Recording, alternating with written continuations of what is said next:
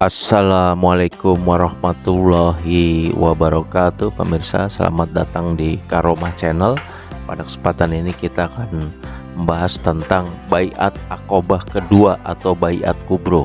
Tapi sebelum dimulai, dimohon untuk ketik like, subscribe, serta pencet tombol notifikasi dan tinggalkan komen demi kemajuan channel Karomah Channel ini. Terima kasih. Pada musim haji tahun ke-13 kenabian, yaitu bulan Juni tahun 622 Masehi, datanglah sebanyak lebih dari 70 orang kaum muslimin dari Madinah untuk menunaikan manasik haji. Mereka datang bersama rombongan para jamaah haji dari kaum mereka yang masih musyrik. Kaum muslimin tersebut saling bertanya di antara mereka saat mereka masih berada di Yatsrib atau sedang dalam perjalanan. Hingga kapan mereka harus membiarkan Rasulullah SAW berkeliling dan diusir di lereng-lereng bukit dalam keadaan ketakutan. Tatkala tiba di Mekah, terjadilah kontak rahasia antara mereka dan Rasulullah SAW yang menghasilkan kesepakatan di antara kedua belah pihak untuk berkumpul pada pertengahan hari-hari tasyrik di celah yang terletak di sisi Aqobah, tempat di mana terdapat Al-Jumroh Al-Ula di Mina. Pertemuan tersebut akan dilaksanakan dalam suasana yang sangat rahasia di tengah kegelapan malam. Marilah kita biarkan salah seorang pemimpin kaum Ansor menceritakan sendiri secara spesifik pertemuan historis tersebut yang telah mengubah rotasi hari-hari kepada perseteruan antara paganisme dan Islam. Dia adalah Ka'ab bin Malik al-Ansori radhiyallahu anhu. Dia bertutur, "Kami berangkat untuk melaksanakan manasik haji dan sebelumnya telah berjanji untuk bertemu dengan Rasulullah SAW di Aqobah pada pertengahan hari-hari tasyrik. Kami dijanjikan bertemu pada malam harinya. Sementara itu hadir bersama kami Abdullah bin Amr bin Haram, salah seorang pemimpin dan orang terpandang di kalangan kami. Kami mengajaknya bersama kami dalam hal ini untuk sementara kami merahasiakan urusan ini dari kaum musyrikin yang berada dalam rombongan kami. Lalu kami berbicara kepadanya dan berkata, 'Wahai Abu Jabir, sesungguhnya engkau ini adalah salah seorang pemimpin kami dan orang terpandang di antara kami. Kami tidak suka dengan keadaanmu saat ini yang akan menyebabkanmu menjadi kayu bakar api neraka kelak.' Kemudian kami mengajaknya untuk memeluk Islam dan memberitahukannya perihal janji untuk bertemu dengan Rasulullah SAW di Aqobah. Lalu dia masuk Islam dan menghadiri Baiat Aqobah bersama kami serta terpilih sebagai salah seorang pemimpinnya." Ka'ab melanjutkan, "Lalu kami tidur pada malam itu bersama kaum kami di perkemahan kami. Hingga ketika sudah mencapai sepertiga malam, kami meninggalkan perkemahan kami menuju tempat perjanjian dengan Rasulullah SAW dengan sembunyi-bunyi dan mengendap-endap bagaikan burung padang pasir. Akhirnya kami berkumpul di celah dekat Aqobah. Jumlah kami 73 orang laki-laki dan 2 orang perempuan, yaitu Nusaibah binti Ka'ab atau Ummu Umarah dari kabilah Bani Mazin bin An-Najr dan Asma binti Amr Ummu Mani dari Bani Salamah. Kami berkumpul di celah itu menunggu kedatangan Rasulullah SAW hingga akhirnya beliau datang bersama pamannya Al-Abbas bin Abdul Muthalib yang ketika itu masih memeluk agama kaumnya, akan tetapi ingin menghadiri urusan keponakannya dan meyakinkan kondisinya. Dalam pertemuan itu dialah orang yang pertama berbicara. Permulaan dialog dan penjelasan Al-Abbas akan dampak serius darinya. Setelah peserta pertemuan telah lengkap, dimulailah dialog untuk mengesahkan perjanjian persekutuan religi dan militer. Orang pertama yang berbicara adalah Al-Abbas bin Abdul Muthalib, paman Rasulullah SAW. Dia berbicara untuk menjelaskan kepada mereka secara gamblang akan dampak serius yang akan mereka pikul di pundak mereka sebagai buah dari persekutuan tersebut. Dia berkata, "Wahai kaum Khazraj," orang-orang Arab menamakan kaum Ansor sebagai Khazraj, baik dari kalangan Khazraj maupun dari kalangan Aus. "Sesungguhnya Muhammad bagian dari kami, sebagaimana yang kalian ketahui. Dan sungguh kami telah melindunginya dari ancaman kaum kami yang satu pandangan dengan kami. Dia sangat terhormat di tengah kaumnya dan terlindungi di negerinya. Akan tetapi dia lebih memilih untuk bergabung dengan kalian dan pindah ke negeri kalian.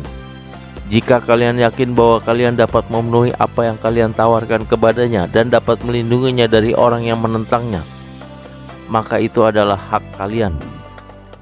Berikut resiko yang harus ditanggung. Namun jika kalian justru akan menyerahkan dirinya dan menghinakannya setelah kalian membawanya serta ke negeri kalian, maka dari sekarang tinggalkanlah dia, karena sesungguhnya dia dalam keadaan terhormat di tengah kaumnya dan terlindungi di dalam negerinya.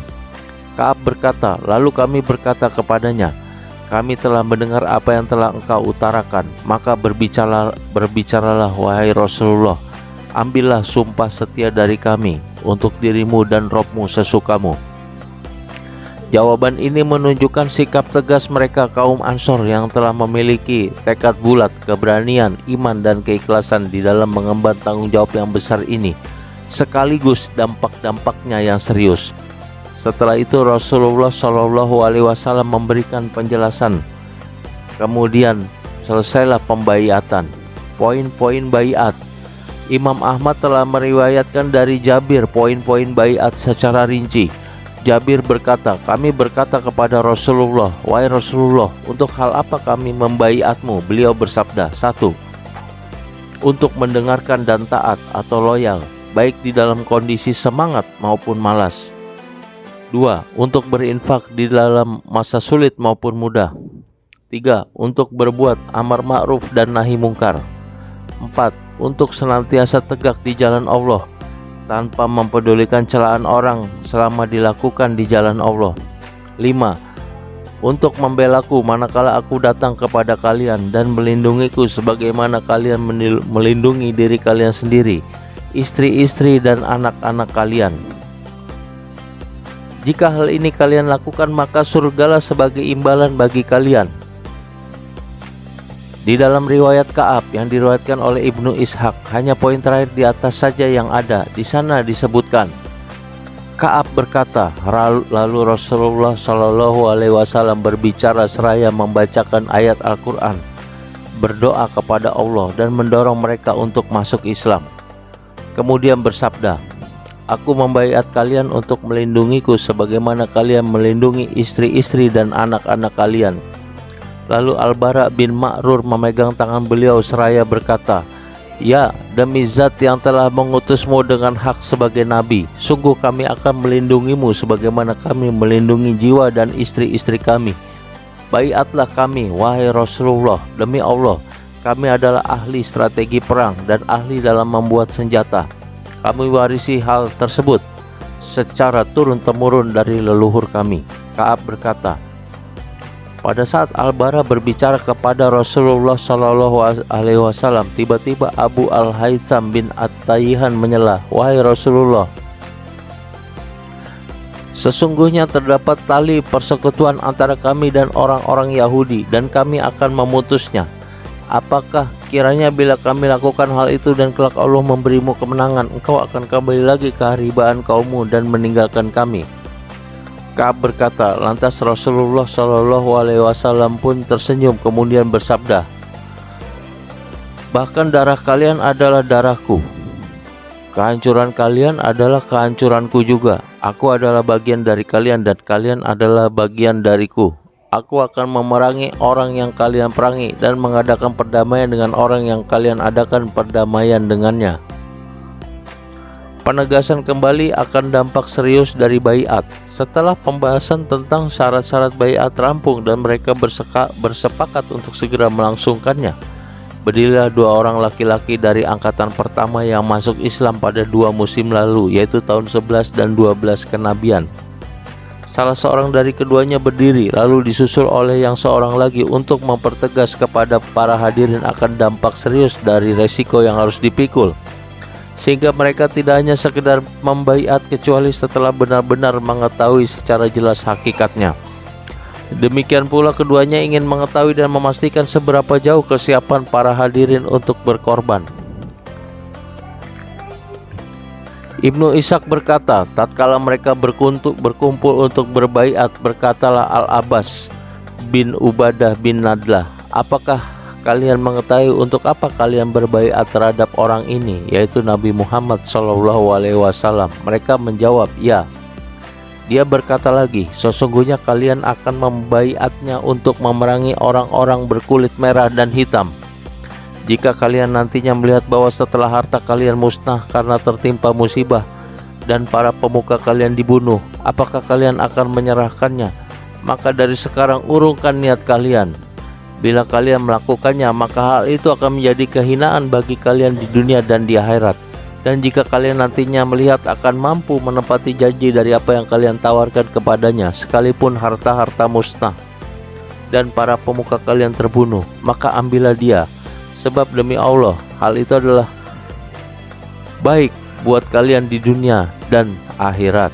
Mereka berkata, kalau begitu kami akan mengambilnya sekalipun dengan resiko harta kami musnah dan para pemuka kami terbunuh.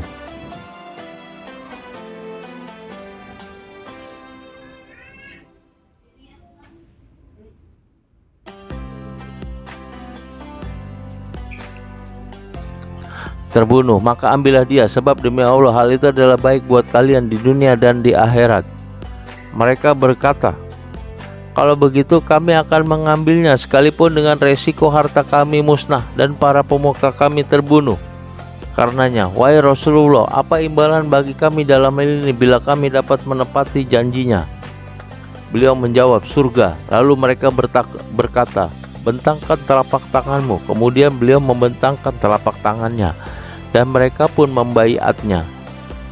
Dalam riwayat Jabir, dia berkata, maka kami berdiri untuk membaiatnya. Lalu As'ad bin Zurarah, yang merupakan orang paling muda dari 70 orang yang hadir tersebut, memegang tangan beliau SAW seraya berkata, jangan terburu-buru wahai penduduk Yasrib. Sesungguhnya kita tidak datang kepadanya kecuali karena kita mengetahui betul bahwa dia adalah utusan Allah. Sesungguhnya keputusan untuk membawanya keluar dari kota Mekah saat ini berarti memisahkan diri dari orang-orang Arab secara keseluruhan. Terbunuhnya orang-orang pilihan kalian dan pedang siap menebas kalian. Karenanya, jika kalian akan bersabar atas hal itu, maka lakukanlah, dan kalian akan mendapatkan pahala dari Allah.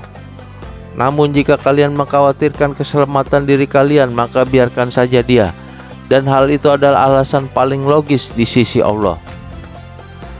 Akad baiat. Setelah penetapan poin-poin baiat dan setelah adanya penegasan dan kepastian, maka dimulailah akad baiat dengan cara saling bersalam-salaman. Setelah mengisahkan ucapan As'ad bin Zurarah tersebut, Jabir berkata, lalu mereka berkata, wahai As'ad, singkirkan tanganmu dari kami. Demi Allah, kami tidak akan meninggalkan baiat ini dan tidak pula membatalkannya. Ketika itu, barulah As'ad menyadari betapa besarnya kesiapan orang-orang Ansor tersebut untuk berkorban di jalan ini, dan dia pun dapat memastikan hal itu sebagai seorang dai besar bersama Mus'ab bin Umair.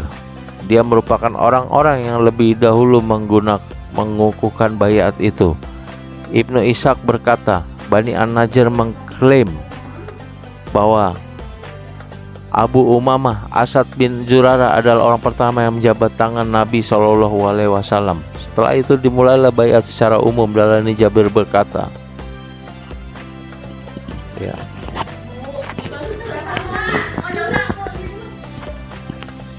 Ya, baik, terima kasih Misa. Kita sambung lagi ke slide berikutnya. Terima kasih. Assalamualaikum warahmatullahi wabarakatuh.